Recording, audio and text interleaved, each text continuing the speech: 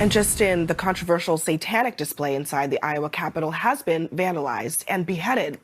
The head of that satanic group will join me to respond.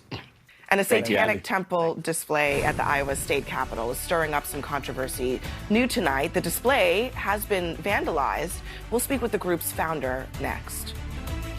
It's the display at the center of a free speech debate in America. The Satanic Temple of Iowa putting up this scene in the Iowa State Capitol. Built with the state's permission, it includes a statue of a goat-headed figure, along with the 7 tenets of the group's beliefs. But not everyone is feeling blessed by its appearance. Iowa's Governor Kim Reynolds calling it absolutely objectionable. Another Iowa lawmaker calling it disgusting. And tonight, outrage hits a boiling point with the display vandalized and the goat-headed figure beheaded.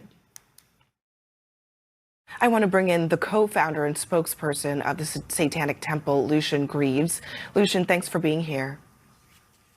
Thank you for having me. Let's start with what happened to that display. How did you feel when you saw the damage? Well, they had prayer rallies, they protested us, they denigrated the local government for following the law and opening the public forum to all viewers, and they still felt the need to tear down the statue or the display that was put up by our Iowa congregation. I think it was a real act of cowardice. It's cowardice dressed up as heroism.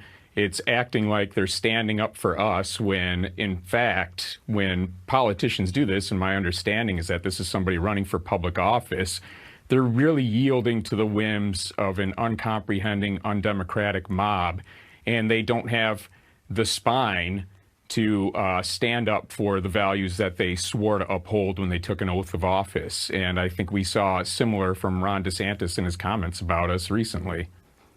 I'll get to Ron DeSantis' comments in just a moment, but, you know, the governor of Iowa, Kim Reynolds, she said earlier this week that she thought that the display was absolutely objectionable, but that in a free society, the best response to objectionable speech is more speech. She went on to encourage people to join her in praying over the Capitol. What did you think of that response? Were you surprised that it did come from any of the politicians right now, and it's really courageous to take a stance for free speech at this point on either the left or the right. And there's a certain point at which we need some adults in the room to tell people what our liberal democratic values are, what their value is, why we uphold them, and what they're good for, and they need to stand up for these types of values, or we're going to further degenerate in our polarism towards autocracy.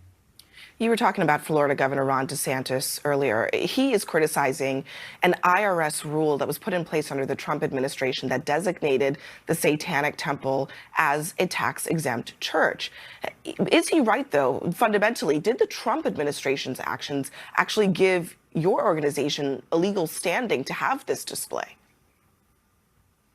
No, we have a system in place where we have a system of checks and balances, and we have static institutions like the IRS that work under a certain set of rules.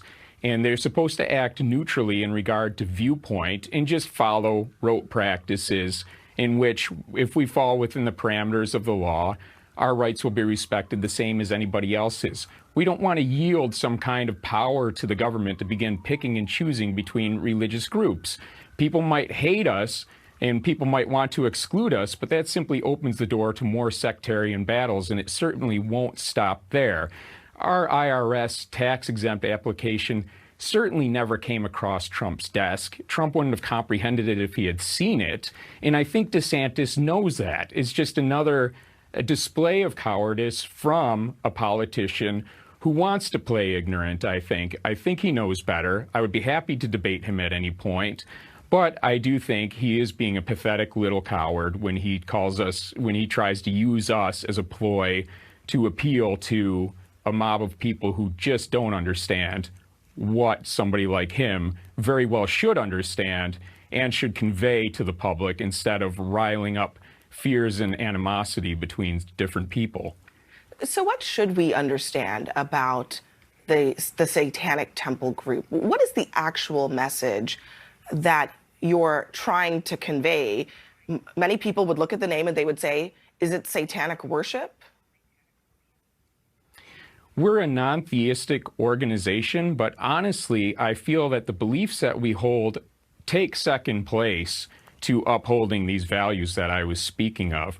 There's books available about us. There's been a film about us. We have a website. There's articles written about us all the time. People interested in what we truly believe can find these things, and they can see how we engage pro-socially with the communities that we're in, how we have various congregations doing good things in various areas.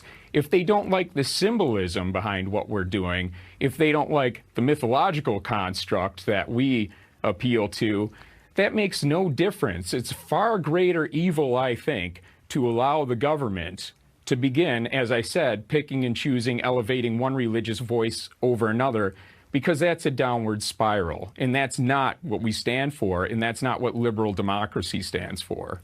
You say that the belief system takes second place to the broader values of religious freedom. That makes sense, but I wonder, I mean, this provocative, construct that was chosen here, Satanism, this display, was the intent to simply provoke people who of Christian faith who might find that to be against their religion, not just objectionable in and of itself, but actually against something that they believe? Well, for one thing, no, we don't do this just to provoke and offend them. But I also want to offer the caveat that even if that were what we were doing, even if we were offering criticism of mainstream traditional religious organizations, I would defend our right to do that. And that's why I have a difficult relationship with that kind of question. I really think, though, that if people did learn about us, they would find much less objectionable than they think. But some people aren't willing to do that, but our public office holders should do a better job, and they should have more elevated standards. All right, Lucien Greaves, thank you. Very interesting conversation. We appreciate it. Thank you.